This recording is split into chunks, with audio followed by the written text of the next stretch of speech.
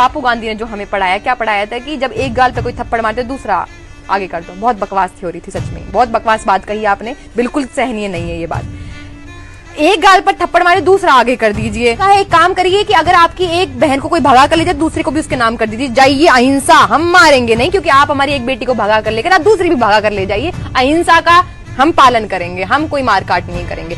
अरे इतना रखिए कि आपकी बहन बेटी की आबरू पर कोई हाथ डाले तो हाथ को काट दो।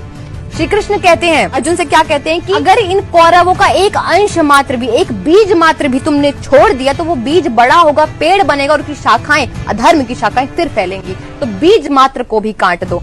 हमें अहिंसा पढ़ाया जाता है, तो अहिंसा का सही अर्थ क्या है? अहिंसा का सही अर्थ ये है कि अगर कारण नहीं है, अगर कारण नहीं है तो एक चींटी को भी फूंक मारना अहिंसा है, और अगर कारण है तो लाखों लाख आदमियों का वध करना भी अहिंसा है।